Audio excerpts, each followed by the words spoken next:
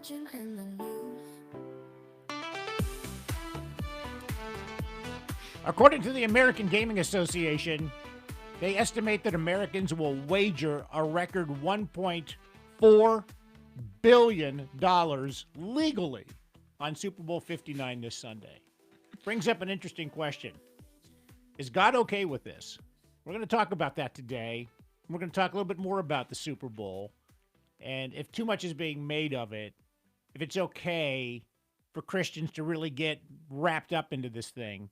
But first of all, I want to welcome, of course, my co-host, Alfredo Romero of Rock of Life Fellowship. Good morning, Pastor. Hey, good morning. And Pastor Brennan DeForest from Redeemer Lutheran Church. Good morning, Pastor. Good morning. All right, first and foremost, let's get right to it.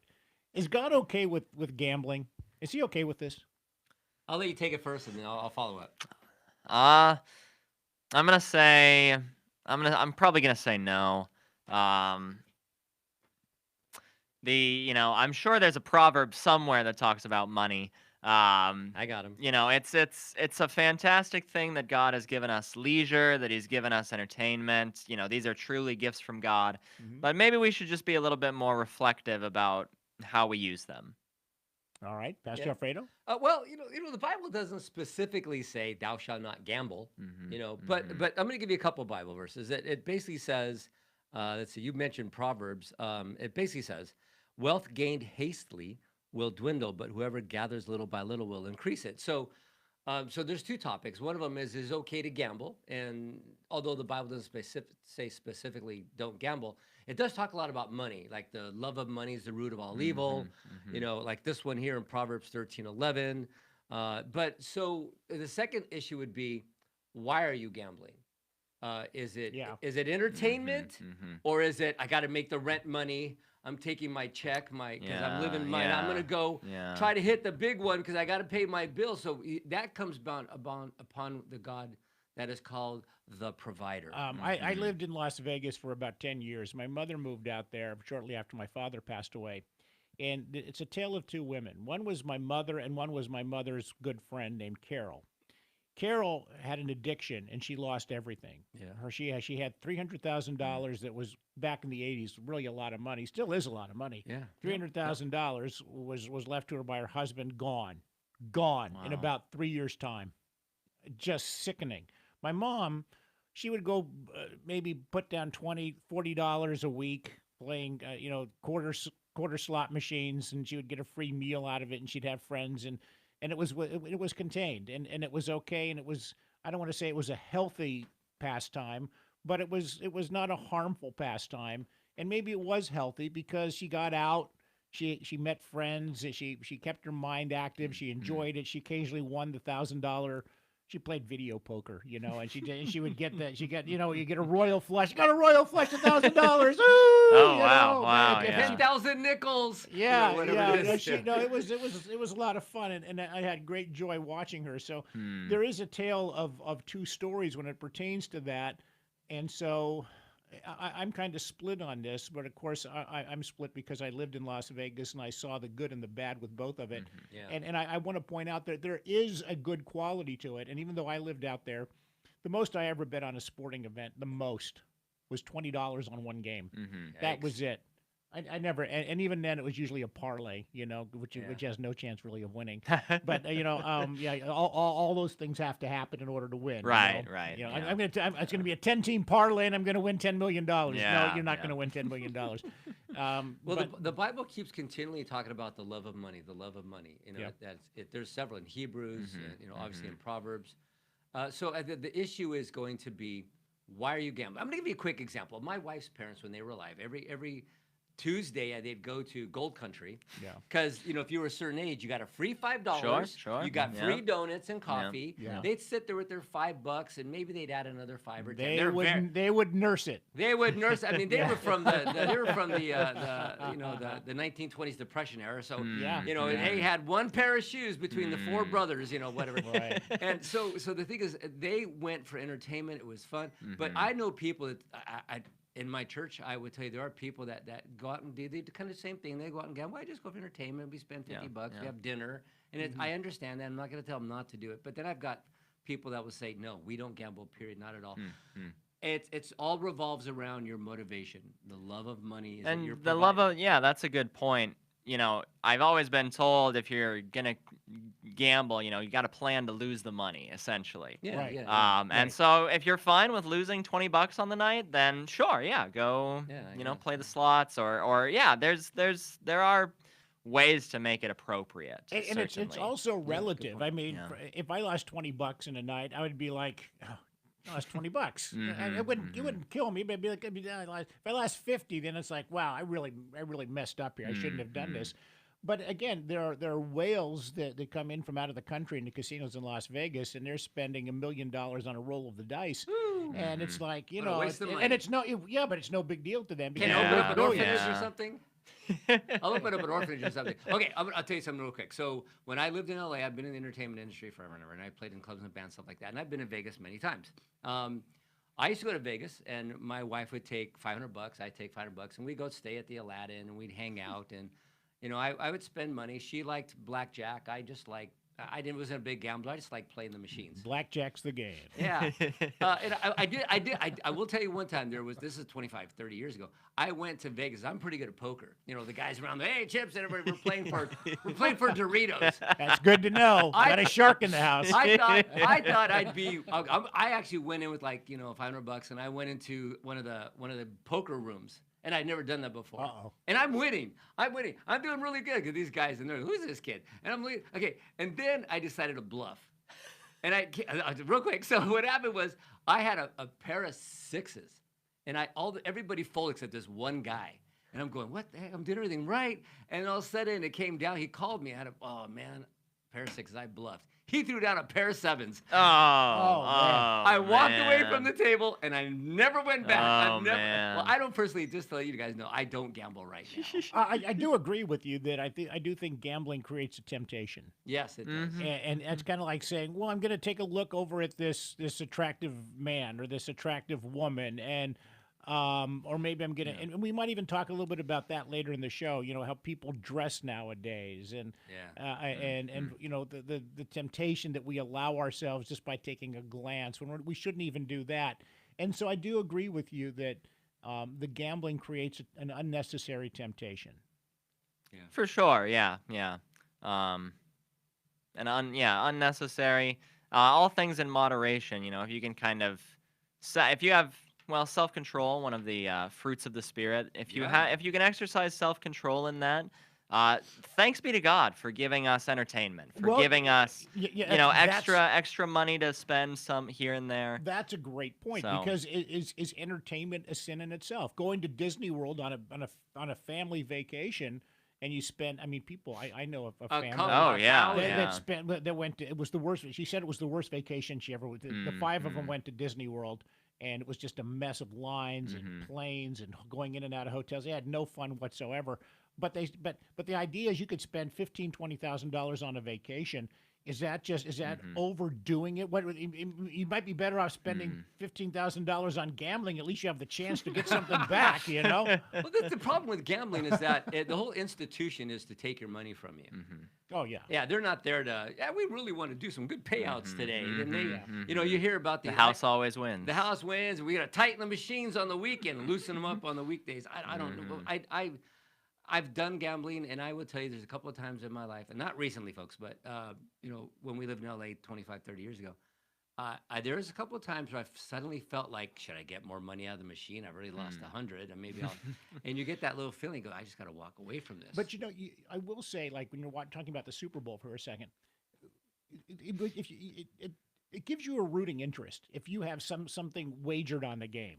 I mean, for me, I mean, Kansas City, Philadelphia. I don't like either team, so for me, if I had some action on the game, at least I'd have a reason to watch and pay attention to it, even if it's $10 or $20 or $100. Maybe I got $100 on the game.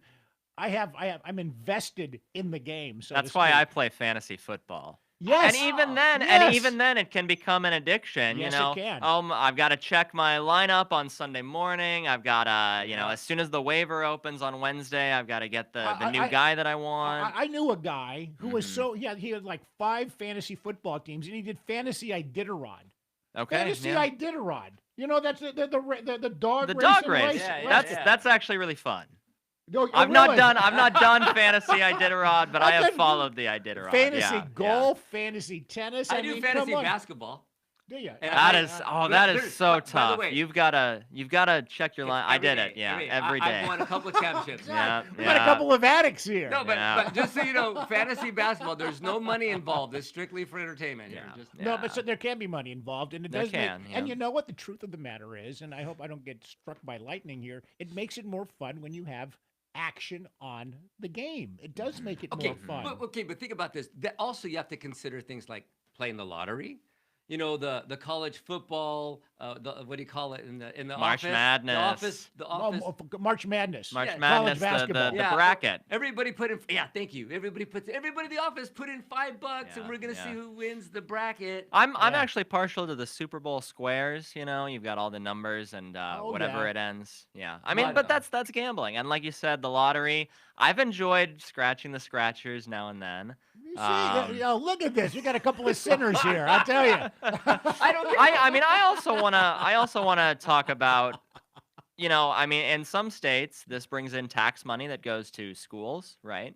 Well, that's I know that's there's justification. There's isn't kind it? of the there's kind I'm of the gambling. I'm gambling for the children. Come on, Seven. there's kind of the sin tax on it, right? Yeah. Or alcohol, maybe that Cigarettes. cigarettes, yeah. Yeah. I mean, this is so much bigger than you know. So there's so many aspects to it: Yeah. gambling and self-control, leading to addiction, but also, you know, That's where the can problem. we give thanks to God in this? Can we use this a correct way? Am I sinning if I just do a scratcher one time? And you better be tithing off those wins. No. Yeah. And I'll say this: if there was gambling during Jesus' times, I don't think Jesus would have been gambling. No. I think that's the bottom line. Yeah. So should we be gambling? I think the answer is no. Yeah. But will we be gambling? The answer is yes. I agree. Sorry to say. I agree. I don't think we should gamble. I agree. We're going to be back. We'll continue talking about the Super Bowl and who to bet on Sunday. We'll be right We back. are discussing a very important biblical topic, gambling. There's $1.39 billion being bet on the Super Bowl this weekend. That's legal gambling. Legal gambling. I'm wondering what the illegal gambling I'm wondering, Yeah, is yeah. illegal gambling even a thing nowadays? I What's don't the think point so. of illegal gambling? I when mean, can you legalize- still can't sports bet in some states, but I'm Right. sure there'll be sports bettors. Well, the there. point of illegal gambling is you don't have to pay taxes. Mhm. Okay. Not that I know. I remember when I first got married, we were living in Southern California, my wife and I, and I was, I wanted to gamble, and so there was a offshore gambling thing based somewhere in Puerto Rico or something, and I had to get some money wired, and the person's on the phone and says, just ask for Loopy. Okay. Okay. All right. So here's $1,000. I'm giving it over to Loopy. Somebody named Lupe or something. And then suddenly I have $1,000 in my account and I'm gambling away. My wife made me feel really bad about it. So I just said, okay, I won a couple. I think I came out with about $1,070. I think I Oh, made wow. $70 That was worth profit. it. So I And, said, and when and she got me scared. She says, you're going to get in trouble doing this. You know, you're not allowed to. Of course, this is 25 years ago, so I think the statute of limitations is clear. But I felt guilty about it. But I don't even know why there would almost be. You're right. There's probably states where you're not allowed to do it. Utah, yeah. Utah. So when Yeah. you call Loopy, did you have to say something like "the crow flies low at midnight"?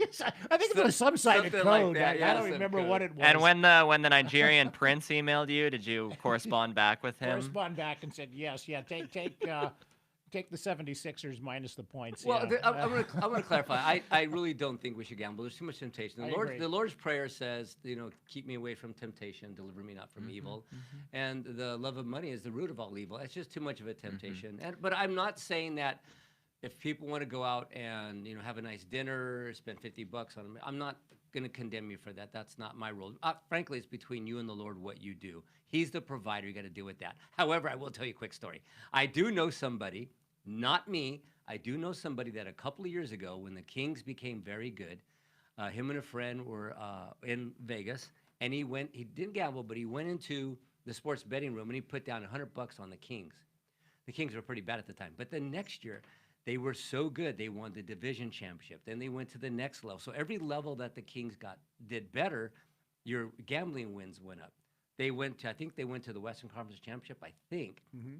Anyway, he went back to Vegas to collect his $23,000 off a $100 bet. Wow. Yeah. You know, there used to be a time when I was a sportscaster in Vegas back in the 80s, and back then they had the UNLV basketball team was really good. Yeah. And back then, Nevada Gaming Commission said you cannot bet on any team that is in Las Vegas. It was against the law. Yes. It was against gaming regulations. So the casinos would always, anytime you'd interview them, they'd always say, well, we're really rooting for the Rebels to do really well. Wink, wink, nod, nod. No, we're not, because if they win and they advance, we can't take wagers on those games. So that of course changed, and of course it brings up the whole issue of, can we trust what's happening in the games? Every time there's a poor officiating call, what's the first thing that people say? It's fixed. Yeah. It's fixed. The fix is in. And that's what's a shame, because this Super Bowl is going to be a close game. The Kansas City Chiefs are favored by 1.5 points to beat the Philadelphia They'll win Eagles. on a last-minute field goal after Yes, a fumble. Or there'll something. be a pass interference call, which Yeah. are always questionable. Every pass interference call, especially in the fourth quarter, final 2 minutes, is like, that was not a good pass interference call. And suddenly they're in field goal range. Bingo, 3-pointer, game over. Everybody complains. I just think that the NFL has made such a huge mistake by moving a team into Las Vegas to begin with. Although I love their new head coach, Pete Carroll, because he's a former USC guy. Fight on, right. mighty Troy. But the point of the matter is that nobody trusts what's going on. They should have stayed out of Vegas. They shouldn't have allowed all this. They're encouraging people to gamble now. I mean, now the temptation now is so great. It's now we want you to wager. We want you to bet on these games. And if you're an official and you're making probably a good 6-figure salary at least, somebody says we're going to give you a 7-figure salary. You talk about temptation. This whole gambling thing is just ripe with temptation, and I don't think anybody's done a sufficient job of really covering how the potential drawbacks to this. It would. I've said it a couple times. It would take a lot of the gift of the Holy Spirit and self-control to sometimes be in those kind of positions. Yeah. Hey, thanks be to God for Christian coaches, Christian players who can, help us ensure that it is fair. And by the way, let's talk about the game. Oh, go ahead. No, I say I just got 2 words for you, Tim Donahue. Now, 2007, the NBA ref who got caught fixing games and adjusting his calls because he was gambling. Destroyed his life. And he got divorced that same year. Am I supposed to believe that he's the only official in all of sports that has ever thrown a game and favored? And so it may not be fixed, but there's definitely favors in it. Yeah, it's called point shaving. If the point spread is 12 points, let's make it so it's 10 points or 9 points, so that it stays within the spread, and because maybe I took that particular team, with the points. Yeah, so it is ripe for a lot of shenanigans, that's for sure. But real quick, let's talk about the game. If we have about 5 minutes left on the show, both quarterbacks are evangelical Christian. Jalen Hurts, I believe, of the Philadelphia Eagles, so, and Patrick Mahomes of the Kansas City Chiefs. So that's a push. We like them both. We got the kicker of the Kansas City Chiefs who Harrison Butker. Harrison Butker. He's a Christian. He's a Latin Mass Catholic. Oh wow, he's big time. He's big time. He's a serious guy. He's an altar boy. Really? Yeah. No kidding. Yeah. He still is. Yeah, I believe so. I've seen him in his robes, and he, swinging the What a good thurible. man. It makes me want to root for the Chiefs, but I also like the Eagles though too. I'll be rooting for the Eagles. I I think that Patrick Mahomes is all talk, and I don't think he actually walks the Christian walk. Really. Yeah. Really. You listen to some of his interviews. You listen to when he's greeting people after the game. He's a very angry person inside. Really. And Okay. That's deep. Yeah, he's very very not pleased. It seems like with anything, always kind of wanting more. So. I don't think he truly is giving God glory. Does he mention Jesus? That's always the difference. That's the difference. Right. When you say- And I don't think that it's kind of always about him. in the interviews. Not Really? really about Jesus. Really? Yeah. Huh. Yeah. Well, that may sway me to lean the Eagles' way. But as far as church is concerned, is there any? This is I know the game starts at 3:30, and church service is at 10 o'clock over at Redeemer Lutheran and at Rock of Life Fellowship. 10 o'clock service time. There's no excuse not to go to church. Yeah. That's But right. some people just view it as just a national holiday almost. And it's like, well, it's the Super Bowl. We got a party. Let's just bag church this week because it's the Super Bowl. Is that kind of attitude prevalent and there must be in some of your parishioners, but maybe not. I don't think I've met anybody. No. I have. I'm a big sports fan. If there's anybody in my congregation, it's probably me. Right. Yeah. I'll be the only one making a joke about, getting home to watch the Super Bowl. Well, so. a couple of Super Bowls, they had the 49ers in the Super Bowl. Mhm. Man, Right. we were empty. And except for the faithful, the faithful. Yeah, flock and there. again, your service is over at 11:30 or so, and that's 4 hours before kickoff. But they still found that as an excuse. Well, not, we gotta and I clean the think that's the house. thing. I think people sometimes use the Super Bowl as an excuse not to go. It's like, well, I think God will say it's okay if I don't go to church this one day because it's the big football game. Yeah. Come on, It's fellowship. fellowship. We'll be cheering for the Christians. Right. It's evangelism. But Jalen Hurts, he's a Christian. go Butker. Go, yeah. But here's the thing, though. This is what we did. We since the very beginning of our church 10 years ago, on Super Bowl Sunday, we tell everybody, look, our service is at 10. You guys will be home by noon. 3 hours to set up your house and get your barbecues going. So, but we have every Super Bowl Sunday, I have a sports themed message directly out of the Bible. I just read the Word of God and shadow boxing and Jesus our champion, and what we do is we have everybody wear their favorite sports jersey, any sport. I got people coming in 49ers gear and Laker gear and Dodger gear, Giant gear, whatever. Any USC football gear? No, not yet. No, but, not yet. But Okay. we're praying for that. That's what I'm saying. You cannot forsake the assembly of the people. God calls us to church. He calls us to be in His house. Rain, shine, whether it's Super Bowl or any Sunday. And that's interesting too, because does God care what we wear to church? I mean that's almost a whole nother show. We should discuss that sometime. But I think God. I don't want to speak for God. He's okay with us wearing a jersey on this, isn't he? Sure, I have a rule in our church. It's you can pretty much wear whatever clothes, wear whatever clothes you want. Just have clothes on. That's all. I mean, that's pretty much it. Be modest. Be modest. That brings up Kanye West and the girlfriend that he brought to the Grammy Awards. Did either of you happen to catch that? I did, yeah. That was Unfortunately. unbelievable. Yes, Mhm. I mean she wore it. Well, it doesn't really. She basically wore nothing. Literally, I mean, almost really, literally went to the things nude. It was unbelievable. But anyway, that's a whole nother topic. That's another So- That's show. just Hollywood. Well, that's just the music industry patting themselves on the back for being so good. Give us a score. Give us a score of the game. Whew. Eagles 31. Chiefs, I don't know, 27. Wow, I had 31-29 Eagles. I got 28-30, and I don't want to say this, 28-30 Chiefs. It's going to be a drive at the last moment. There's a fumble. What? The Chiefs get the ball, and they've got 2 minutes to get down there, and they get to their 30-yard line. They kick a field goal, they win. But there was a controversial call. No, The issue this year has been, first down marker. So it's going to be one of where those. they mark depends on the spot. Yeah, Yeah, it depends on the yeah, spot. They dropped that, go to electronics.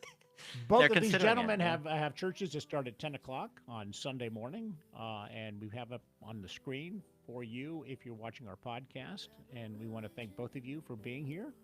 And we go whatever team you're rooting for. Go Jesus. Go Jesus. Yeah, that's the team. So long, everybody.